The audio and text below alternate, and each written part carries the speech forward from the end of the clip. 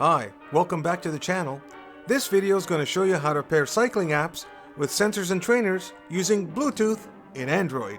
I recently switched to Android from Windows, and I figured using all the cycling apps with Bluetooth or AND+ would be the same as a Windows system.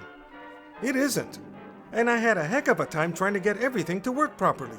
I finally solved it with a few easy steps, and I want to share with you how I did it. Let's get started. I was excited getting a new Android tablet, getting the most up-to-date features, new technology and all that. But I didn't realize in Android, the majority of the cycling apps use Bluetooth. Now the only cycling app I can find in Android that worked in both Bluetooth and AND+ was Zwift. I like using AND+, and that would mean I could only use Zwift. Not that there's anything wrong with Zwift, but I like a little variety in my cycling apps. I've tried Rouvy, I like Fulgaz, I also like Wahoo Systm, and right now I'm trying out RGT.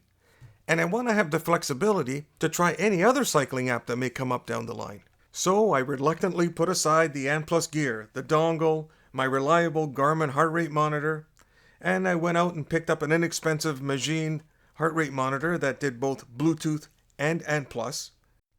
I put it on, and let me show you what happened when I started up Fulgaz. Right off the bat, I got an error screen saying location denied. I had no idea what this was all about.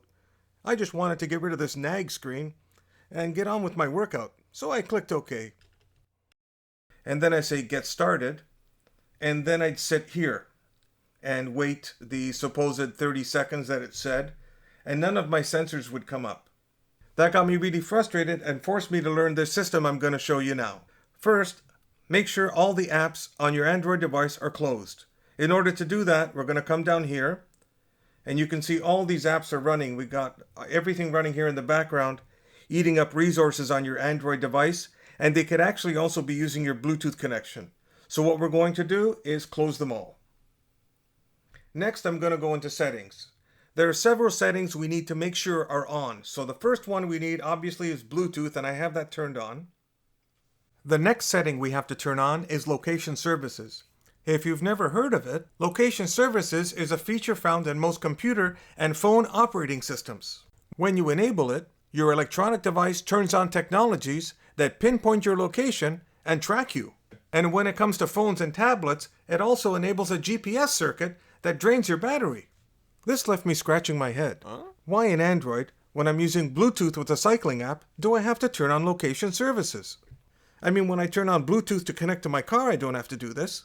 Think about it. You have to give away your privacy, and this app will know where you are, and if you leave it on, it'll also track your movements. Not to mention, the additional circuitry that gets turned on is draining your battery. It doesn't make any sense. If any of you can explain why Android does this, comment below. I'd like to know why. Let's get back to pairing these sensors. Once location services is turned on, there's one more thing we need to do. We have to give the app permission to use our location, and that's under Permissions. I'm going to click on App Permissions, and then I'm going to scroll down till I find Fulgaz. Here it is. And then I'm going to click on it and give Fulgaz permission to use my location by clicking Allow Only while using the app. And we should be good to go. If you like the video so far, why don't you smash the like button below? I'd really appreciate it. So let's go back down to the desktop, and I'm going to start up Fulgaz. Notice this time I didn't get an error message, which I ignored last time. So we're going to hit get started, and now the screen comes up, and voila. My trainer comes up, and I've got a cadence sensor here in my hand, wiggling it around, and there's the cadence sensor. So now in Fulgaz, all I'm going to do is select what I want. So I'm going to take that, I'm going to take that, and I'll twirl this cadence sensor in my hand. See if we can get it to show some cadence here for the demonstration. There we go. I'm going 174 RPM. There it is. All our sensors are paired up and we're ready for our workout. Why don't we do a quick recap with all the steps I just went through? Let's get down to the desktop. First thing we need to do is hit the Recents button and close down any apps that are using up valuable resources or even our Bluetooth connection. So hit Close All.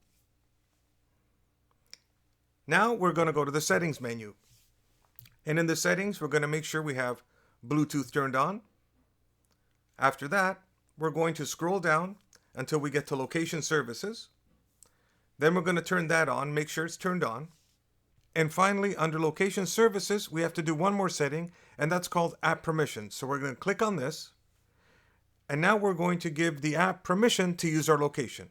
So in this case, I'm going to scroll down and I'm going to go to Wahoo Systm. And then I'm going to say only while I'm using this app. And we should be good to go.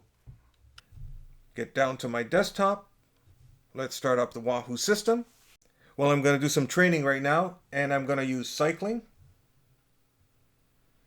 And just for demonstration purposes, I'll do these 14 vice grips. I'm going to tell it to start the download. And what we should have right now is all of these should pick themselves up right now. So we'll give it a second here and see if there we go. We got the Kickr kicking in. Virtual speed, the cadence sensor picked up. And right now I don't have my heart rate monitor set up on me, but otherwise if I did, this would have turned white and I'd be ready to go with my system. Well, you know what? I feel like getting on the trainer and doing a workout. And luckily for me, it's the end of this video. But before I go, I hope you enjoyed the video and you learned something. If you did, why don't you show your appreciation? Smash that like button below. And if you want to see more videos like this, hit the subscribe button. We'll see you soon.